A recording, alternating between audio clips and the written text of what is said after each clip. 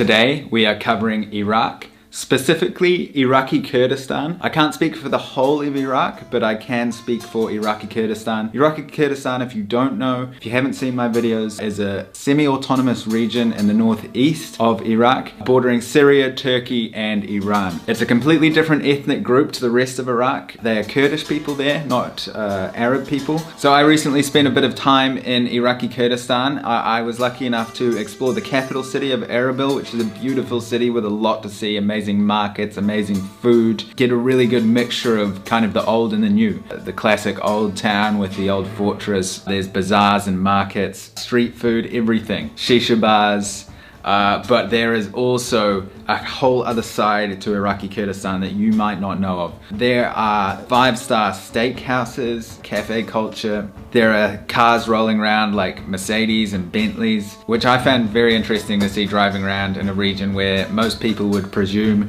that it's a poverty-stricken region, but it's absolutely not the case. And then I was lucky enough to actually go out into the country, into the mountains, go to the highest waterfall in the entire country actually. We went camping on the side of this valley. I was lucky enough to meet a soldier who fought against ISIS and some other terrible wars in the past. It was just overall such an authentic experience. That soldier actually ended up inviting us into his home and cooked us food with his 2 wives and his like 16 children, or I can't remember the number, 14 children. If you haven't seen all those videos, they will be linked down below, but it was an amazing trip. So I feel like I have a reasonable idea of safety and traveling in the country of Iraqi Kurdistan. So safety, I felt extremely safe the whole time. There was a moment when I heard some airstrikes, Turkish airstrikes in a bordering valley, but as far as what I was told and for how I personally felt, I felt really safe because they weren't targeting this region. It was a separate thing going on. So take that for what it's worth. I want to let you guys know there's still a bit of unrest in the area. If you use common sense and talk to the locals, then that's the best way to get around. Throughout this video I'll put a few clips inserted in between the video so you can see some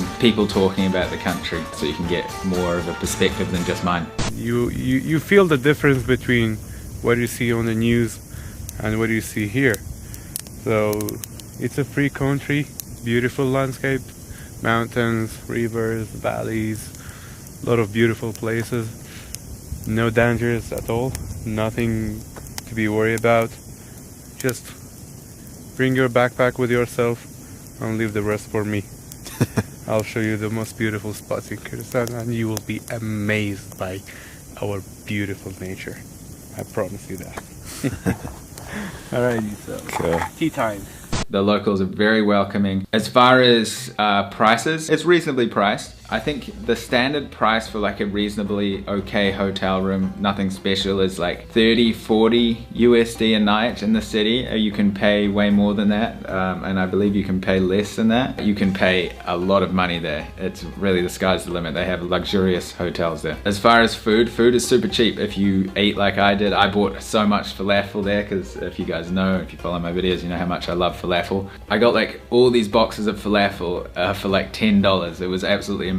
Otherwise, you can spend more, just like I was saying, you can spend less. You can really get by on a small amount of money when it comes to food. I bought fresh strawberries for like $1 for like a kilogram or something. There's lots of different varieties of food. So I guess it wouldn't be really fair if I didn't cover the topic of ISIS. It played a huge role in recent history in these regions. The Kurdish military is owed a lot of respect from the world for what they did in helping bring down ISIS. I mean, there's still traces of ISIS here and there, but from what they used to be, it's microscopic. So we owe a lot of that to the Kurds actually. So basically I just have to cover it because otherwise I know I'm going to get people commenting. I did cover it in the videos. ISIS is pretty much eradicated in the region, thankfully. This leads on to another big factor of traveling in Iraqi Kurdistan. There are a lot of checkpoints, a lot of checkpoints. So if you see a large military presence, don't take that as something negative, like it's a threat to you, because it's the complete opposite. They're there for your safety.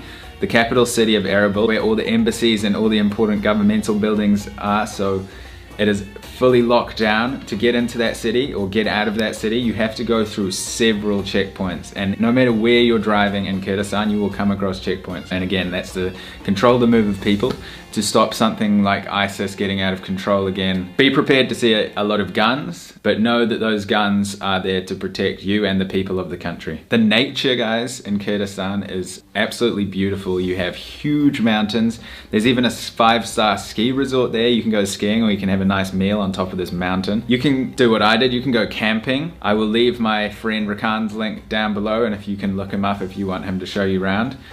You can also go mountain biking, you can go rafting, you can do all this fun outdoor stuff in Iraqi Kurdistan. Camping was amazing. I'll leave all my Iraq videos linked below so you can check them out and see what I'm talking about, because it was a absolutely unreal experience. As far as the visa goes, guys, for many countries it's visa on arrival. I will leave the link down below and you can check up on it and see if you're one of the countries that is allowed in. I know for sure that United States is allowed in on arrival for 30 days, and I know that New Zealand is, and I think majority of European Union countries, but I'll leave the link down below so you can know if your country is one of the visas on arrival. Super easy process, stamped straight in, no questions for me at least. You can use international credit cards in Iraq, which is amazing because in Iran you can't because of the US sanctions. That is one big plus, so you can withdraw money from the ATMs, and you can also pay with card at hotels, and you can book the hotels on booking.com. They also have Airbnb there. Those are two big things. I will leave my Airbnb link down below. If you sign up to Airbnb with that link, then we both get like a discount, 30 or 40 US dollars or so. So if you're traveling anywhere in the world, actually, you can use that link, and it's a really good way to kind of get a nice discount for free. So yeah, if you can either use Airbnb or booking.com or whatever booking website you want in Erbil. There's heaps of hotels to choose from, so that makes it a lot easier in that respect to traveling in Iran. One really bad thing about getting a taxi from the airport